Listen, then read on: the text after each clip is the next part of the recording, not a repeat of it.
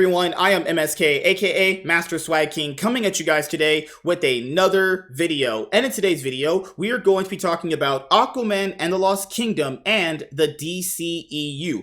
Aquaman and the Lost Kingdom is a sequel to 2018's Aquaman that went on to gross over $1 billion at the worldwide box office. The 2018 Aquaman movie remains as the highest grossing film in the DCEU. The DCEU started back in 2013 with the release of Man of Steel, which was directed by Zack Snyder. Now come 10 years later, the DCEU is ending with Aquaman and the Lost Kingdom.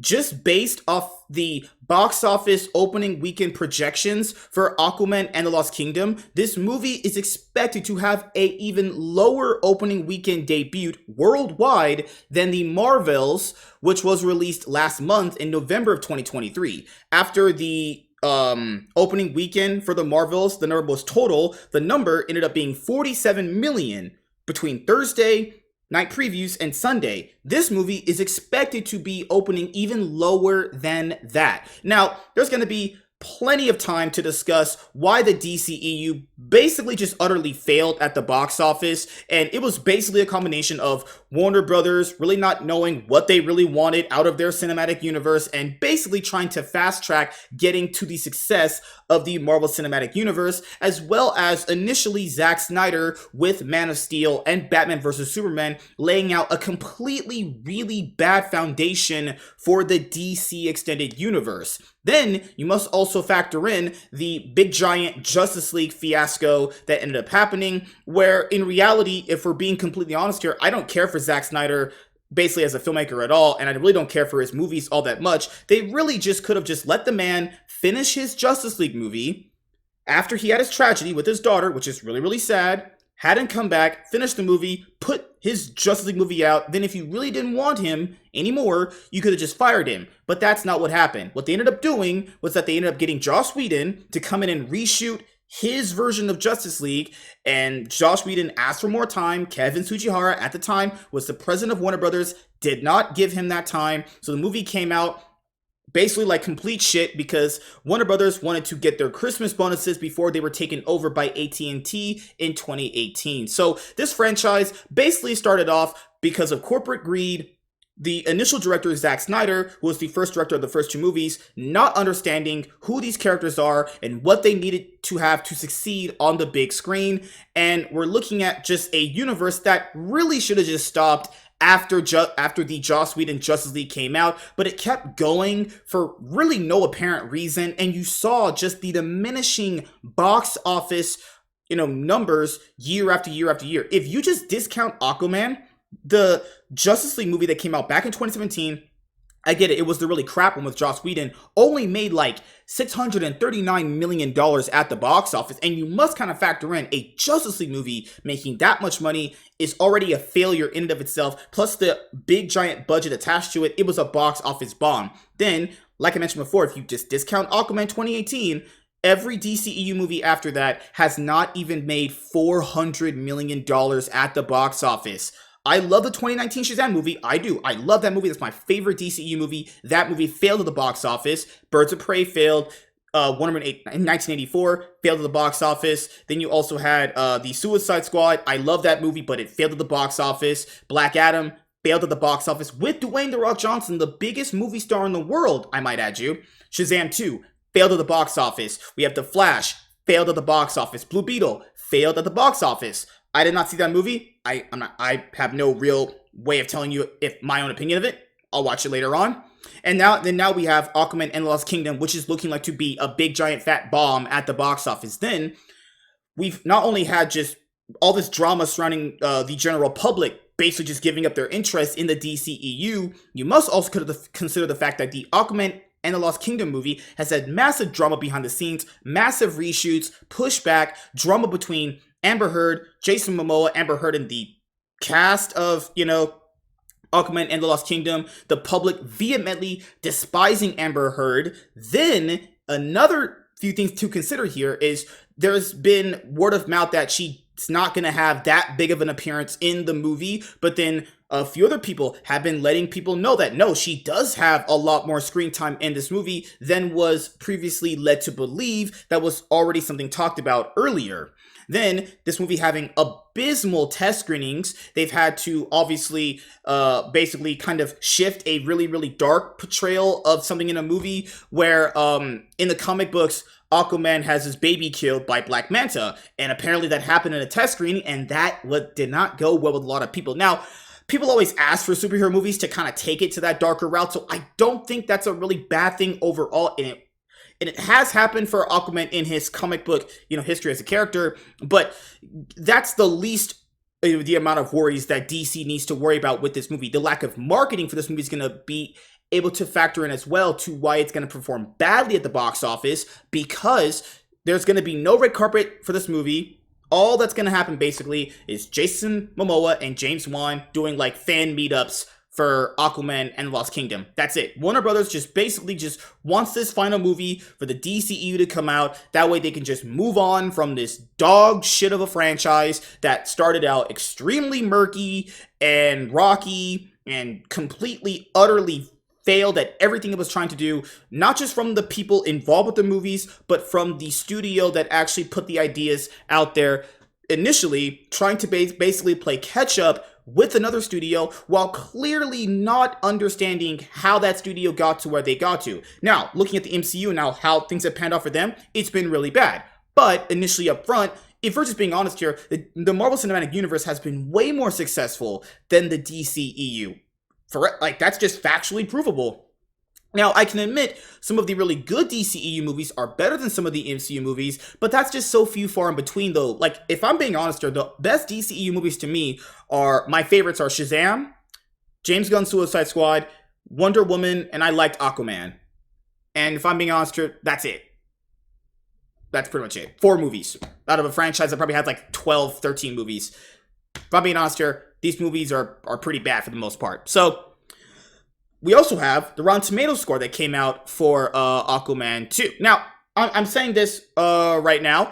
When you're talking about critics and everything regarding that, I don't care what critics say. I like to obviously watch a movie and, form my own opinion.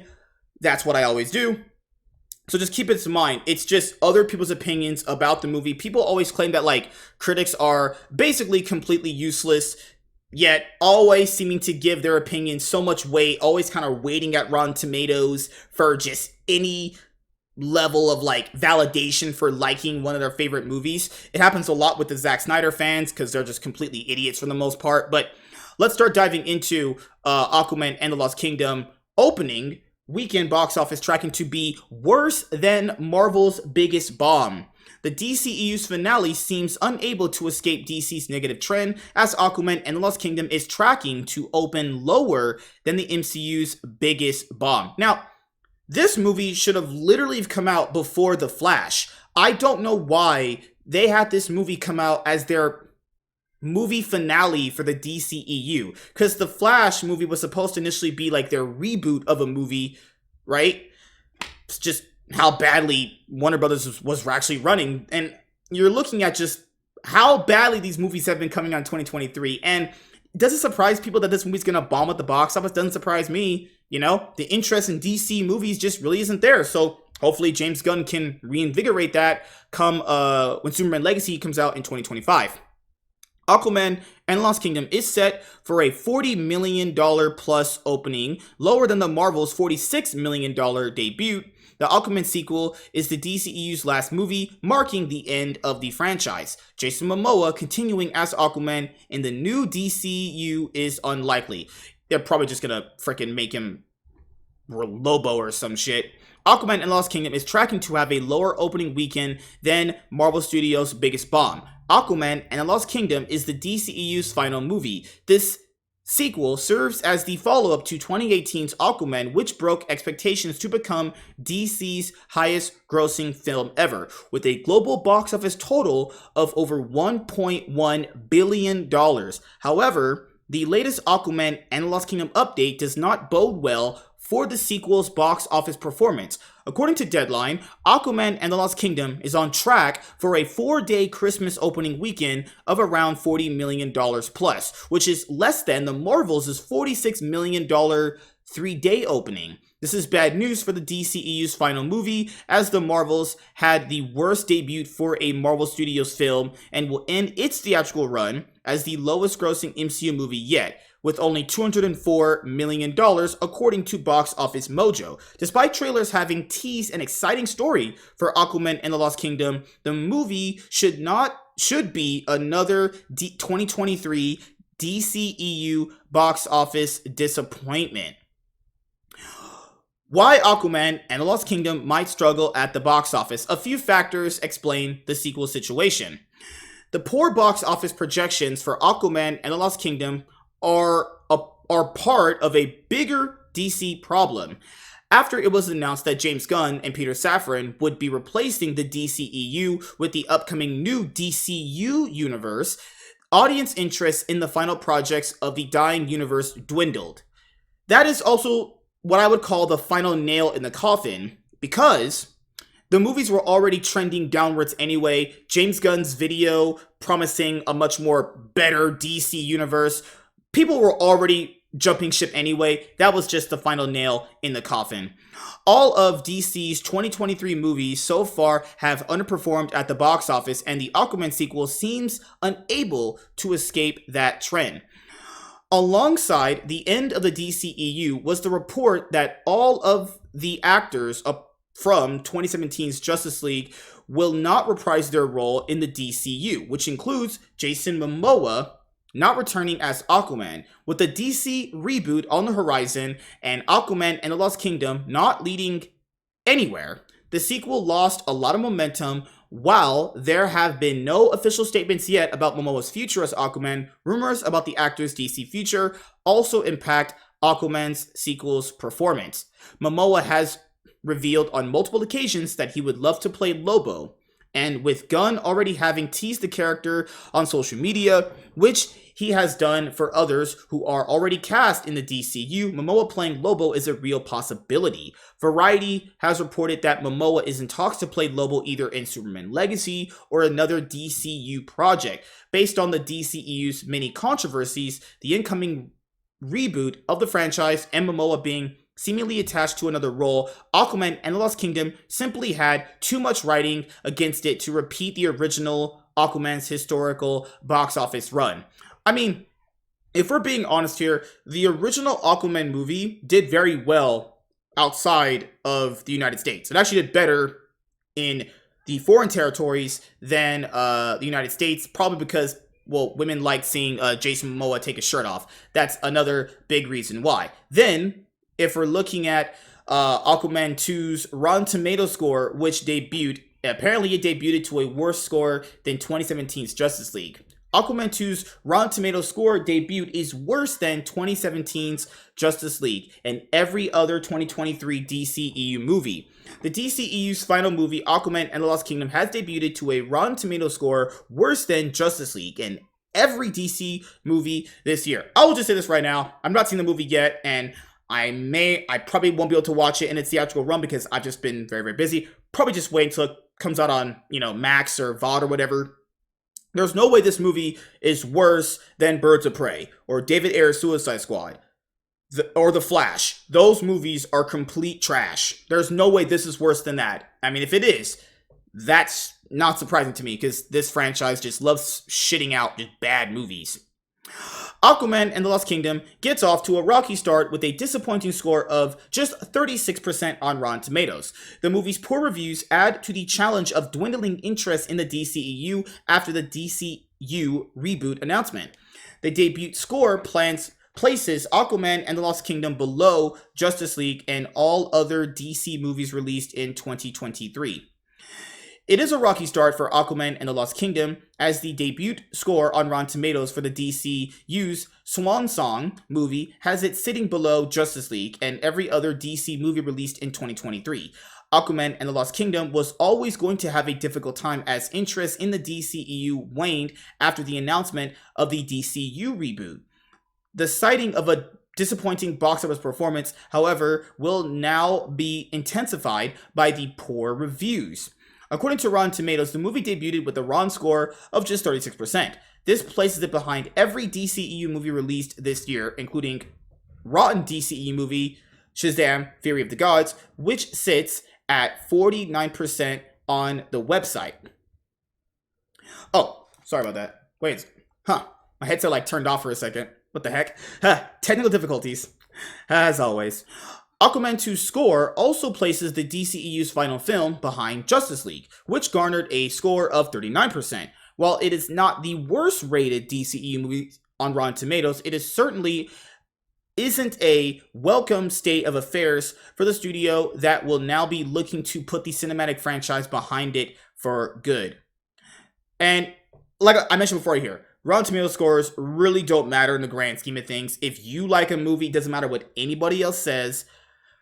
But the fact that this franchise has had such dwindling returns over the years is not like a surprise to me, if I'm being honest here. The dwindling surprise of this franchise is based on the fact that, I don't know, why does it still exist, honestly? It should have been just taken out back and just, you put 2 shotgun shells in it, knock it out. Why Aquaman 2's reviews are so negative. The early reviews cite poor editing, a tedious story, and messy writing as being the low points of Aquaman and the Lost Kingdom, though the action sequences have garnered praise. Generally, the fears surrounding the movie's performance with regard to it being inconsequential to a wider narrative now that the DCEU has drawn to a close have been well founded. Just as superhero fatigue seems to be plaguing audiences right now, it feels as though the movie has also suffered from a similar lack of interest on the part of the producers. Well, like I said before, I think there is superhero fatigue, but not in the way like the media says it is. I think there's superhero fatigue from just there's bad movie fatigue. These superhero movies coming out have been really, really bad, you know? If the movies are, honestly, I don't know, better, we wouldn't really be talking about superhero fatigue. And we're just getting too much of them. I mean, this is the first year that the DCU has actually, or just DC in general, has put out like multiple movies. It's very rare for DC to put out more than one movie a year, if not just the one movie itself. But this was the first year they put out more than one movie because, you know, people were constantly being like, well, they don't put out enough. And the 1 year they finally put out more than one movie, they've all been pretty bad. That's crazy, actually. It isn't entirely surprising that Aquaman and the Lost Kingdom has underperformed critically. The writing was on the wall as stories about the movie's messy production emerged over the last several months. While there's no doubt that Aquaman and the Lost Kingdom will offer spectacle in spades, it seems that the worries of the DCEU fizzling out with its final offering unfortunately bore fruit. Now, at least the DCU can possibly pick up the slack when Superman Legacy releases in 2025. Yeah, I do have hopes that James Gunn is going to deliver a fantastic Superman movie. Just from looking at the casting and everything that he's talked about for the movie, I think that's going to be a good movie to start the DCU out with. But there has been some inconsistencies with James Gunn and previous statements that he's actually made himself. Now, the other thing to really kind of nail toward the end of this video is, are you guys interested in watching Aquaman and the Lost Kingdom in theaters? Also, what has been your thoughts about the DCEU? Did you enjoy it? Did you think it actually was a franchise that is going to be considered maybe an underrated gem in the future? And how would you actually, think about this franchise years from now when we get potentially the new DCU coming up in 2025?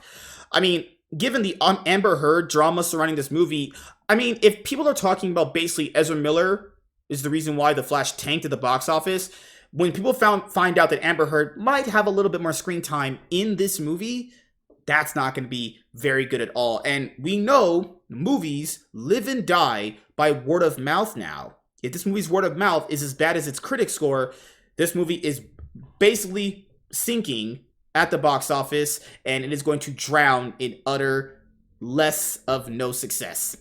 That made no sense, but you guys understand what I'm saying. This movie is going to have to sink or swim, and I'm pretty sure it is going to sink. I was trying to make some really awesome water puns there, but just really couldn't stick the landing.